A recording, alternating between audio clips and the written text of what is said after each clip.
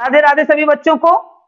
आज हम फिजिक्स की एक महत्वपूर्ण टॉपिक जो सीबीएसई और यूपी बोर्ड में प्रकाश से संबंधित है, प्रकाश का परावर्तन, उसको लेकर आए हैं। और ये बहुत महत्वपूर्ण टॉपिक है, एग्जाम में आता रहता है। तो प्रकाश का परावर्तन क्या है? इस घटना को जानने से पहले आपको ये जानना होगा कि प्रकाश क्या है। प्रकाश क्या है? पढ़ते आए हैं, प्रकाश एक ऊर्जा है।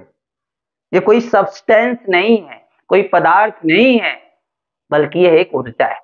कैसी ऊर्जा है और ये काम क्या करती है और इसके गुण क्या है?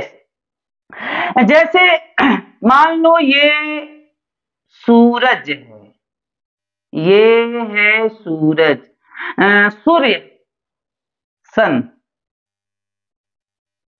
जो प्रकाश का सबसे बड़ा स्रोत है। यहां से जब प्रकाश किरणें चलती हैं तो आप ऐसे इनको दिखा सकते हैं। ये प्रकाश किरणें, प्रकाश किरणें चलती हैं। मान लो यहां पर है कोई भी वस्तु, मान ले कोई दीवार है बड़ी सी, कोई घर बना है, कोई मकान है और उस मकान की क्या है? दीवार है। मान लो ये मकान है, मान लो, ठीक है ना, ये दीवार। तो जब प्रकाश इस दीवार पर पड़ती है और मान लो हम यहां खड़े हैं, ये आप हैं, आप यहां खड़े, और जब प्रकाश यहां पड़ेगी तो प्रकाश यहां से टकरा कर प्रकाश किरण हमारी आंखों पर आती है। और जब हमारी आंखों पर आती है तो हम संवेदित आंखों को करती है और संवेदित करती है, जगाती है, और जिससे ये घर हमें दिखाई देने लगता है। हम तो यह कह सकते हैं प्रकाश का यह एक गुण भी है। तो कुल मिला के प्रकाश की परिभाषा क्या बनेगी?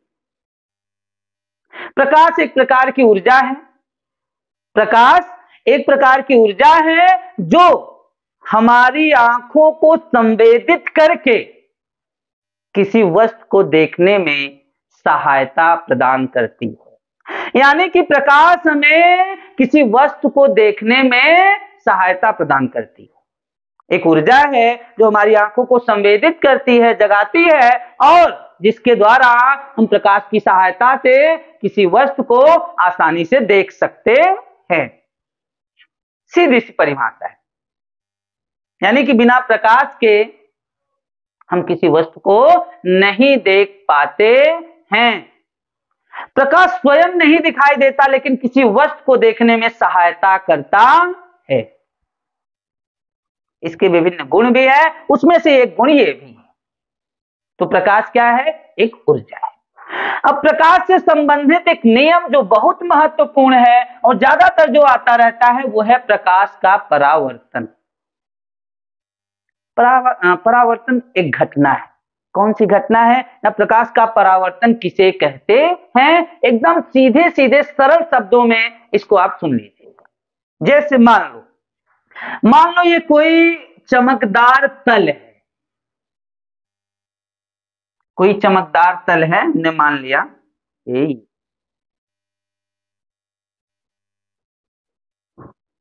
ये मिरर, मान ले ये मिरर है।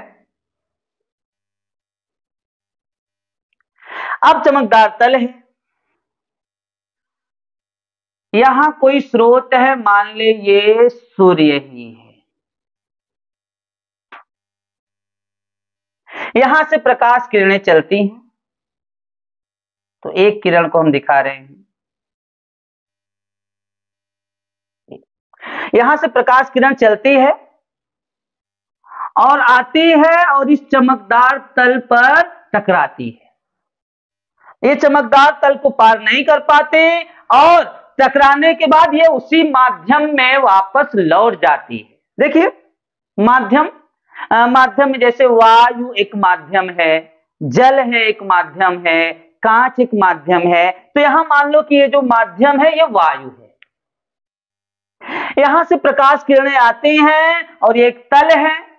ये क्या है बच्चा लोग? एक तल है, चमकदार तल है, और इस तल के इस बिंदु पर टकराती है और टकरा के मान लो इसको O बिंदु है और टकरा के उसी माध्यम में वापस लौट जाती है, यानी कि वायु में ही आप इसको ऐसे दिखा दीजिए।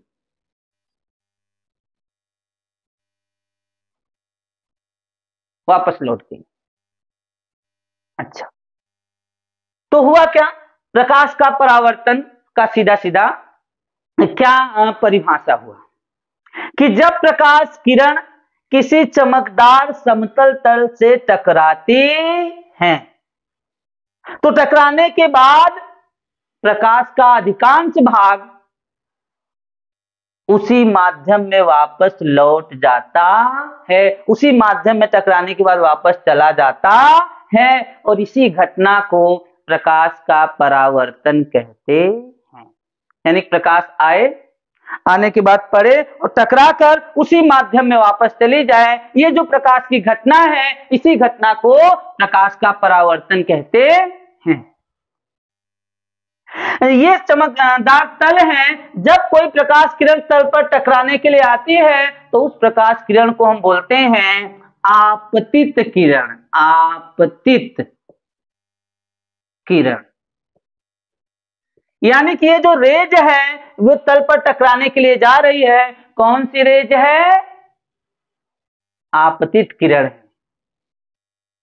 और टकराने के बाद जब ये उसी माध्यम में वापस जाती है तो इस किरण को कहते हैं परावर्तित किरण। कौन सी किरण? परावर्तित किरण। परावर्तित किरण। तो ये किरण है परावर्तित किरण, ये किरण है आपतित किरण। और जिस बिंदु पर आपतित किरण जब आती है और इस तल के जिस बिंदु पर टकराती है, इस बिंदु को कहते हैं आपतन बिंदु। जैसे ये बिंदु है, इस बिंदु को क्या नाम देते हैं?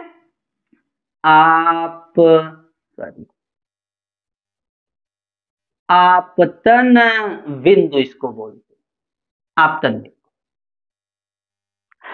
तो आपतित किरण, परावर्तित किरण तथा आपतन बिंदु, इस प्रकार की ये जो घटना हो रही है, इस घटना को ही क्या कहते हैं? प्रकाश का परावर्तन कहते हैं।